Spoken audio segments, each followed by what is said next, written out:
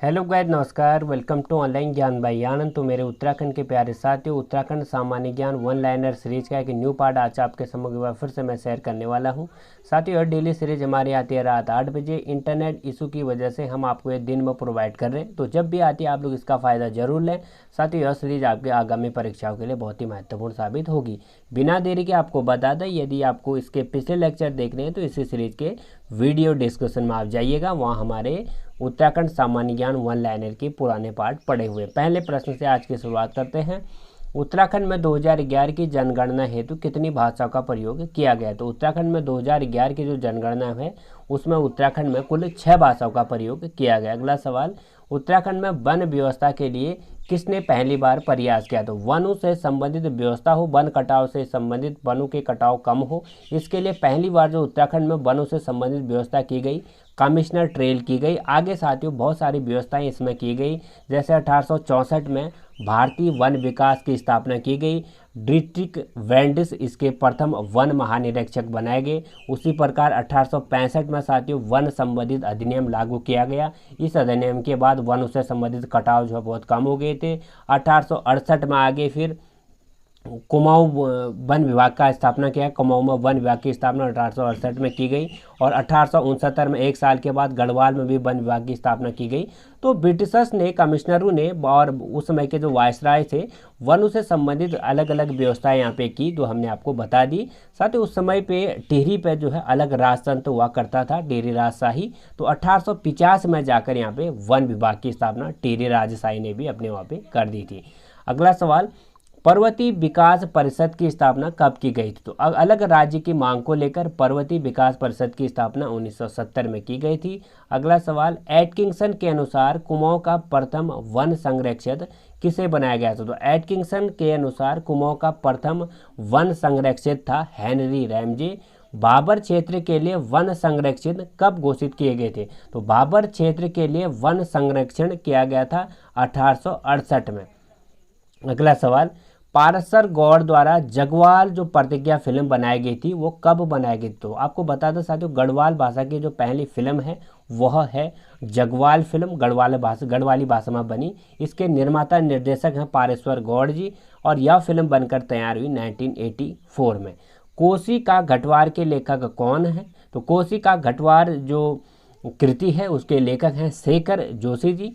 मेघा का निर्देशन काका शर्मा द्वारा कब किया गया? जैसा कि हमने आपको बताया, कुमाऊनी गढ़वाली भाषा में बनी जो पहली फिल्म है वो है जगवाल, जिसके निर्माता है पारेश्वर गौड़ जी। उसी प्रकार मेघा जो है काका शर्मा द्वारा कुमाऊनी भाषा में बनी पहली फिल्म है, जिसके निर्देशक कौन है? काका शर्मा है। और यह फिल्म बनकर कब तैयार हुई? 1987 में। और इसके अभिनय किसने किया था? इसके अभिनेता थे मुकेश दसमाना मेगा फिल्म के, और सपना अवस्थी जो थी इसके अभिनेत्री थी। और इसके निर्माता कौन थे? मेगा के निर्मल विष्ट थे। निर्देशक काका शर्मा हमने आपको बताया दिए। इंडियन फॉरेस्ट एक्ट कब शुरू हुआ? तो साथियों हमने आपको बताया था कि 1864 में भारतीय वन विभाग की स्थापना की गई। तो उसी के एक साल के बाद 1865 में इंडियन फॉरेस्ट एक्ट जो वन अधिनियम जो है लागू कर दिया गया था 1865 में। वनों के कटाव से कम हो, वनों का लाभ हो, इसके लिए वन विभाग को इंपीरियल केंद्र से प्रांतीय विभाग कब बनाया गया? तो वन विभाग को इंपीरियल केंद्र से प्रांतीय विभाग बनाया गया था 1882 में। कुमाऊं गढ़वाल के वन विभाग को समर्पित कब किए थे? तो कुमाऊं गढ़वाल के वन जो थे वन विभाग को समर्पित किए गए थे 1868 में। पर्वतीय क्षेत्र की जो सिंचित भूमि का नाम क्या है? तो पर्वतीय क्षेत्र में जो सिंचित भूमि है उसका नाम है सेरा। उत्तराखंड का सर्वाधिक क्षेत्रफल वाला जिला कौन सा है? तो उत्तराखंड का सर्वाधिक क्षेत्रफल वाला जिला है उत्तरकाशी। भूकंप सर्वाधिक तीव्रता वाला कब आया था? तो उत्तराखंड में अभी तक का सर्वाधिक तीव्रता वाला भूकंप कहाँ पर आया था? चमोली में साथियों 1803 में सर्वाधिक तीव्रता वाला भूकंप आया था। इसकी तीव्रता जब नापी गई तो 9.0 तीव्रता इसकी थी। तो बहुत ही संवेदनशील भूकंप यह आया हुआ था, अति संवेदनशील, चमोली जनपद में 1803 में। इतिहास के पन्नों को आप पलटोगे तो आपको चमोली 1803 का भूकंप याद होगा साथियों। इस दिन गोरखाओं ने भी गढ़वाल में आक्रमण कर दिया था, तो बहुत सारा भाग जो है गढ़वाल में पंवार वंश से विजित कर लिया था। इसका फायदा लिया था ने भूकंप का। उत्तराखंड के किस भाग में पाताल तोड़ कुएं पाए जाते हैं? तो उत्तराखंड का वो भाग आपको बताना जहाँ पे पाताल तोड़ कुएं मिलते हैं। तो तराई क्षेत्र में हमें पाताल तोड़ कुएं मिलते हैं। नेपाल की सीमा से लगे जिले आपको बताने। तो उत्तराखंड के कुछ जनपद जो है नेपाल की सीमा से लगे हुए, वो अपने पिथौरागढ़, चंपावत और उधमसिंह नगर जो जिले हैं वो नेपाल की सीमा से लगे हुए हैं। अगला सवाल, राज्य में दारमा और ब्यास घाटियों को जोड़ने वाला दर्रा आपको बताना है। तो राज्य में दारमा और ब्यास घाटियों को जोड़ने वाला जो दर्रा है वो है सिनला दर्रा। तो आपको याद रखना है, दारमा और ब्यास घाटियों को जो जोड़ता दर्रा है वो है सिनला।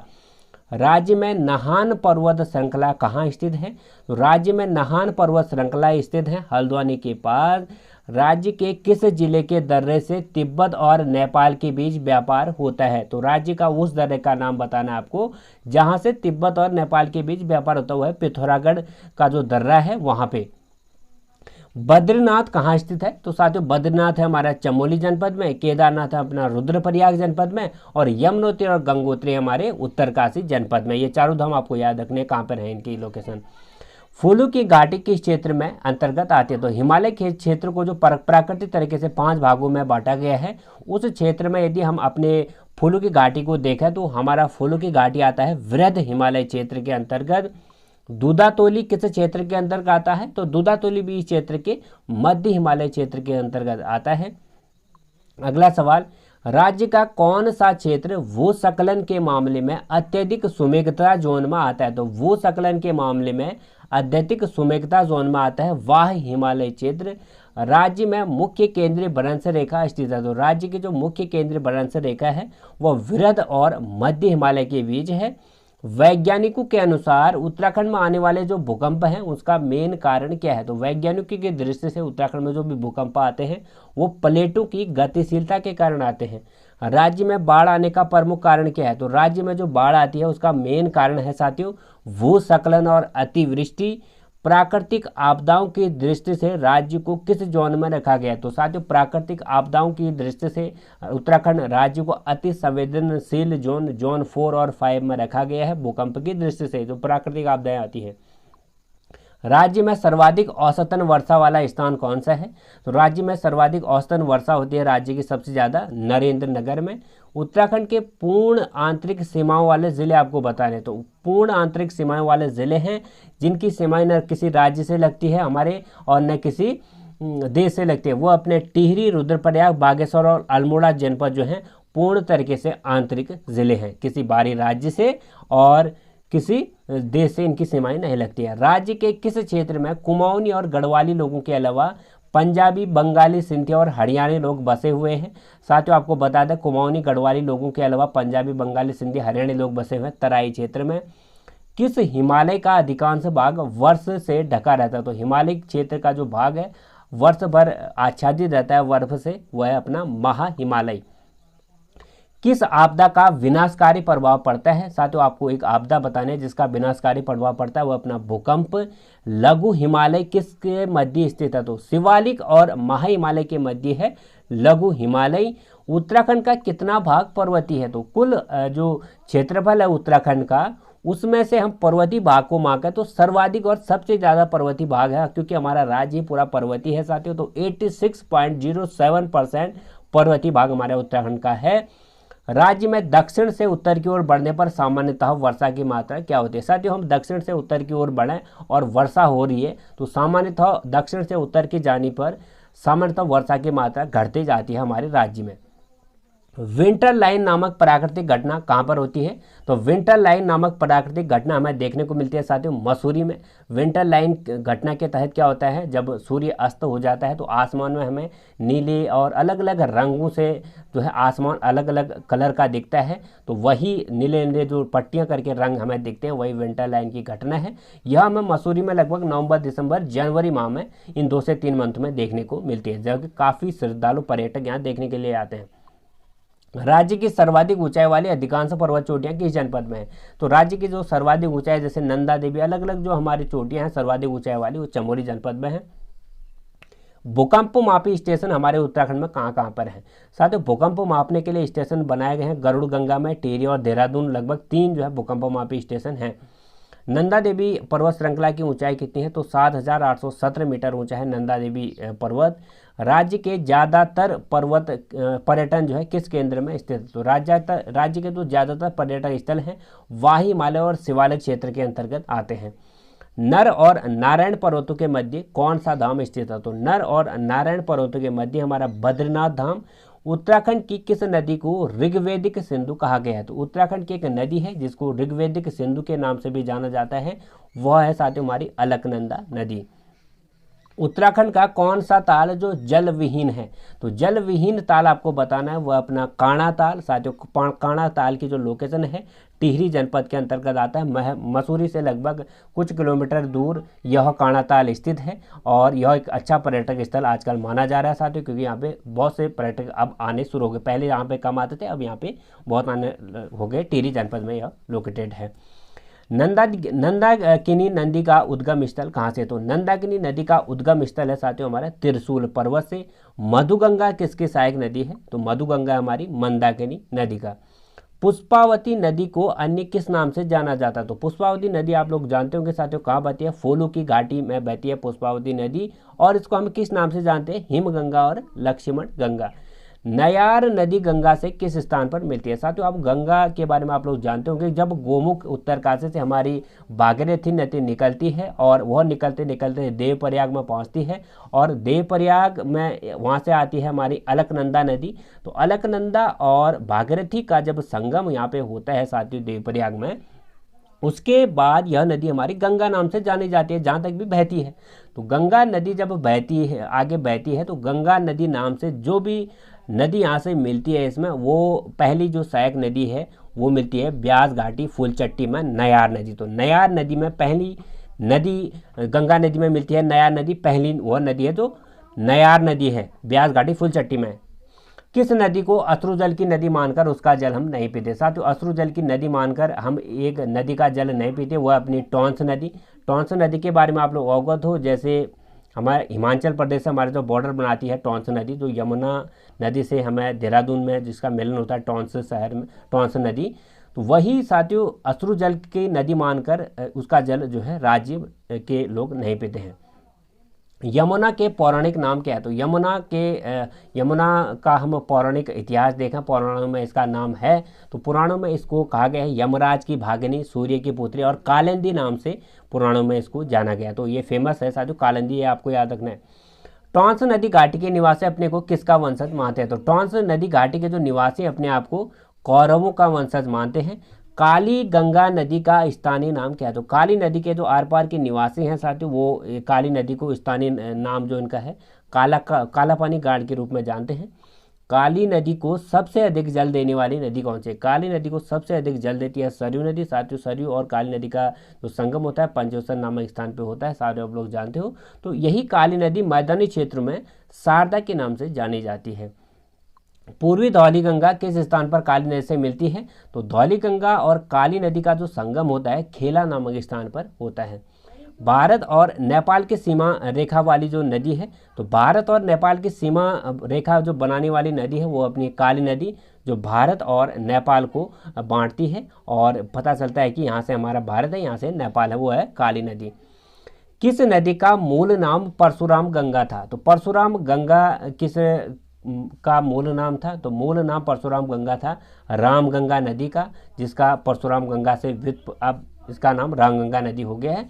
राज्य में औषधि पदार्थों का संग्रहण किस अधिनियम के तहत किया गया? तो राज्य में औषधि पदार्थों का जो संग्रहण है वन प्रबंधन अधिनियम 1982 के तहत किया गया, और वन प्रबंधन अधिनियम 1922 के तहत राज्य में जो भी औषधियाँ थीं उनका संग्रहण कर कर उनका उपयोग में लाए गए, उनकी दवाइयाँ बनाई गई, इसके लिए वन प्रबंधन अधिनियम 1982 के तहत औषधि पदार्थों का संग्रहण किया गया।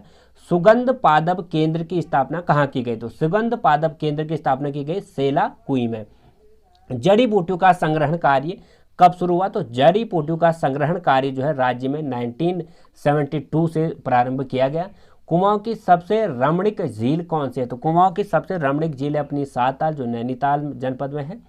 पंचशाला भूमि बंदोबस्त किसने कराया था? तो पंचशाला भूमि बंदोबस्त, 80 साला भूमि बंदोबस्त, ये साथियों भूमि बंदोबस्त करवाए हमारे कमिश्नर ट्रेल के द्वारा। और पंचशाला भूमि बंदोबस्त कराया 1883 में, और 80 साला बंदोबस्त कराया 1864 के आसपास साथियों।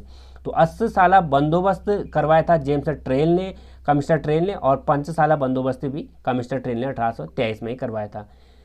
कामदहा पर्वत कहाँ स्थित है? तो कामदहा पर्वत है अपने पौड़ी जनपद में। नैनीताल में यदि आप बिना लाइसेंस मछली पकड़ते हो तो आपको दंड देना पड़ेगा, और अवैध जो है आपको वहाँ पे अवैध घोषित किया जाएगा। तो नैनीताल में बिना लाइसेंस मछली पकड़ना कब से प्रतिबंधित किया गया? 1902 से।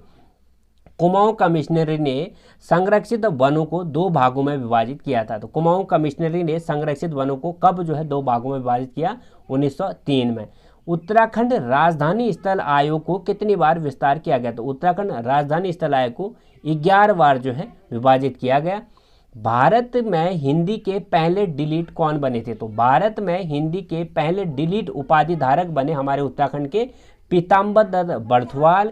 उत्तराखंड के किस मंदिर का उपनाम पुत्रदाता है? तो उत्तराखंड का वह मंदिर आपको बताना है जिसका उपनाम पुत्रदाता है। कमलेश्वर मंदिर जो श्रीनगर में है साथियों, वहाँ पे पुत्र की जो मनोकामना होती है वो पूर्ण होती है। तो उत्तराखंड के पुत्रदाता के रूप में हम इस मंदिर को जानते हैं।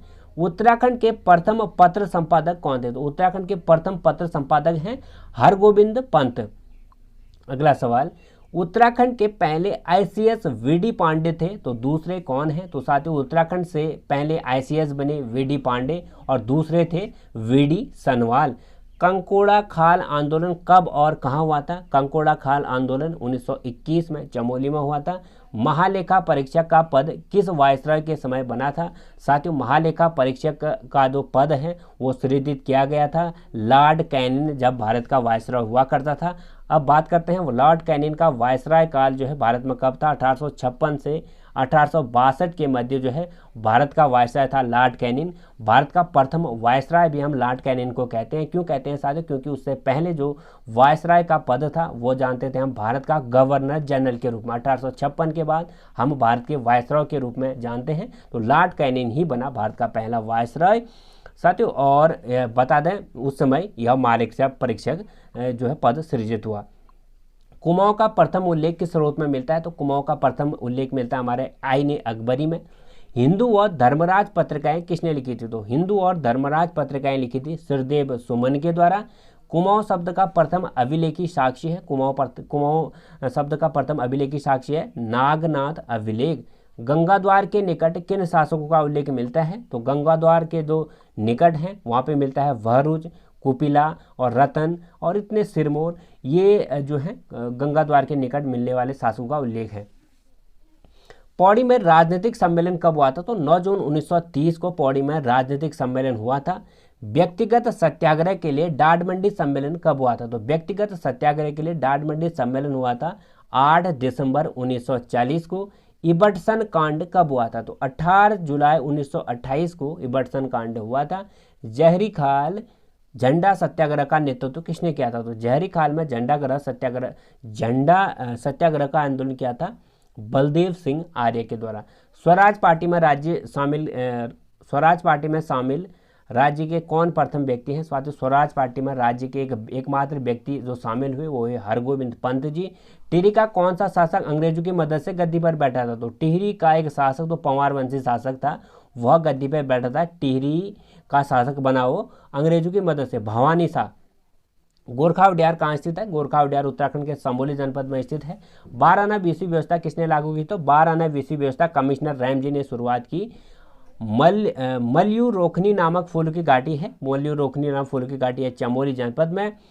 84 कुटिया की स्थापना करने वाला महेश योगी का जन्म कहाँ हुआ था? तो 84 कुटिया जो योग की स्थापना महेश योगी का जो जन्म है वो छत्तीसगढ़ में हुआ था। 84 कोटियों वाले आश्रम को पहले किस नाम से जाना जाता था? शंकराचार्य नगर। कुमाऊं गजेटियर में किस स्थान को ईश्वर का वचन कहा गया? तो कुमाऊं गजेटियर में वागेश्वर को ईश्वर का वचन कहा गया। तो हिमालय पांडा पर डाक टिकट कब जारी किया गया? तो हिमालय पांडा पर भारत सरकार ने डाक टिकट जारी किया 7 अक्टूबर 1963 को।